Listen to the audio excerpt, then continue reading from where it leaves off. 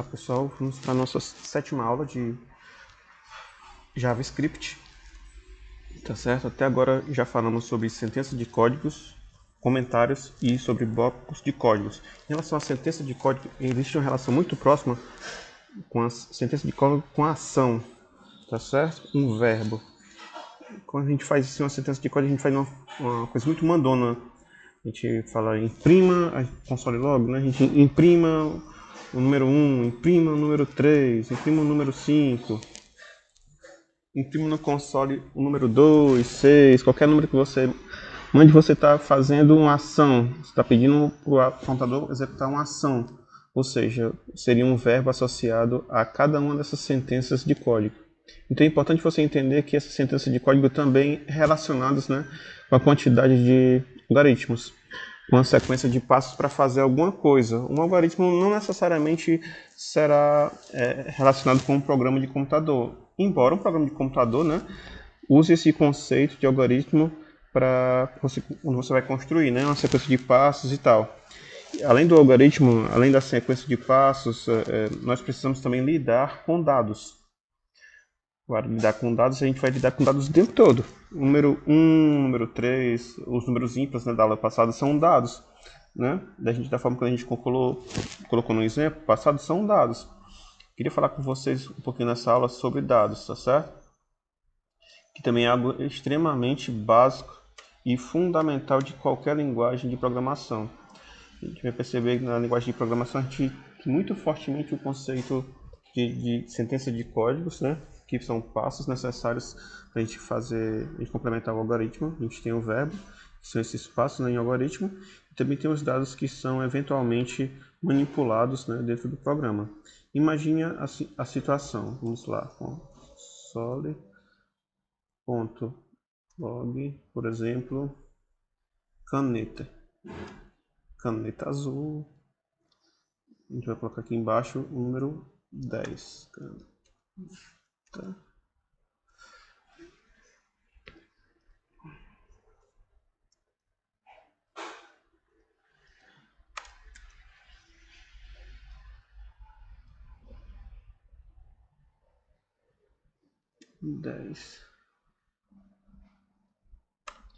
Como o JavaScript usa o separador americano, é 6.4, tá certo, pessoal?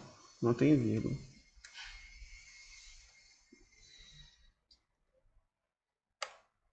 E agora um valor, sei lá, 1.5.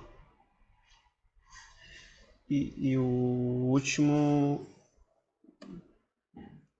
vou colocar 7.9.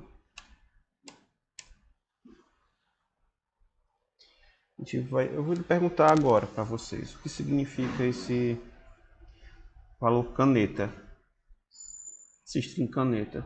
O que significa dentro do meu programa a gente colocar esse string caneta? Talvez o caneta seja o mais fácil de todos, né? Mas eu já tenho na minha cabeça o que significa esse número 10. Eu já sei o que significa o número 6.4, já sei o que significa 1.5 e já sei o que significa o 7.9. Na cabeça de vocês, o que eu estou pensando? Tenta adivinhar o que seria esse número 10. Faz sentido vocês adivinharem? Não. Isso aqui é um número solto, um valor literal dentro do meu programa. A gente chama de literal. A gente define um número direto, colocando direto 3, 7, 9, um texto, né? Por exemplo, caneta, lápis, o que você quiser colocar. Quando a gente quiser colocar um valor direto, um valor literal. Vale a pena colocar um valor, sim, um comentário, valor literal. Não, vou botar não, para a gente deixar o código mais simples, né?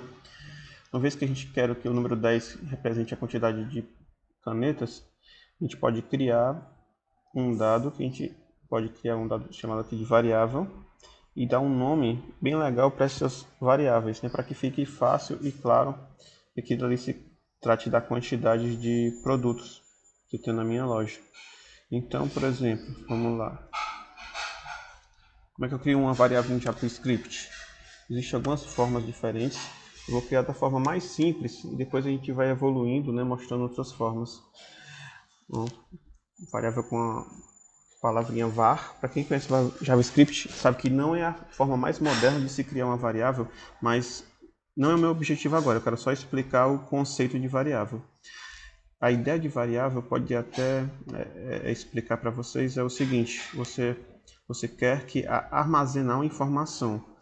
Então a gente pode criar como se fosse uma caixa, né, que vai armazenar uma informação, pode colocar um rótulo, por exemplo, pode chamar uma caixa de quantidade e dentro pode colocar o valor, né? E pode armazenar um valor, por exemplo, 10. A gente aloca um espaço de memória, né, que deu um rótulo para ele e chamou de quantidade e armazenou o valor 10. Você pode depois colocar no seu programa referenciar aquele espaço de memória pelo nome da variável. O nome quantidade. Onde é que tem 10 aqui? O 10 a gente pode colocar o nome de quantidade.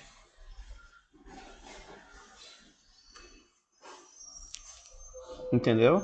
A variável quantidade vai receber esse espaço de memória para quantidade o valor 10. A gente usa o símbolo do igual, quer dizer o símbolo de atribuição, ou seja, está pegando o valor 10, né, e armazenando dentro da variável quantidade. E a gente aqui com ponto e vírgula, só um momento. Olha aqui, ó, a quantidade. Uma vez que a gente definiu aqui a variável que deu o nome para ela, não necessariamente precisa colocar o nome literal. Pode colocar o valor da quantidade. Aqui a gente errou porque deixou os dois pontos aqui, né? Pronto, vou executar esse código aqui novamente. Ó, caneta, tá certo? 10, aqui ó, 6.4, 1.5 e 7.9. Tá vendo, pessoal? Vamos continuar, tá certo? 6.4 na minha cabeça representa o preço da caneta. Vamos lá, variável, preço, sem acento, sem nada, tá certo? Recebendo 6.4. Você poderia colocar acentos, essas coisas assim, mas realmente não é uma boa prática definir o nome das coisas com acentuação, tá certo? Vai colocar aqui o 6.4, ponto vírgula,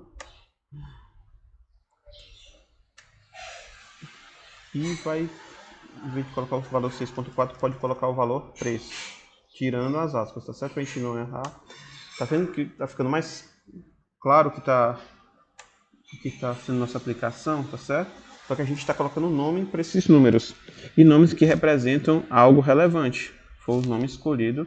Que fique claro que a gente está trabalhando com o preço do produto. O que é esse 1.5? Na minha cabeça, pode ser um imposto. Hoje em dia está bem mais caro, né? Mas a gente coloca aqui o VAR, imposto, igual 1.5. Pronto, a gente tem um valor aqui que é igual a 1.5, que é o valor do imposto. Opa, 1.5. Já o valor do 7.9 é o valor do preço e desconto. A gente pode pegar aqui o preço,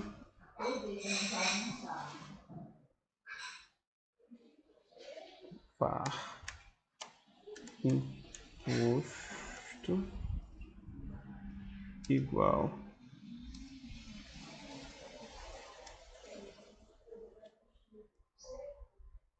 Opa,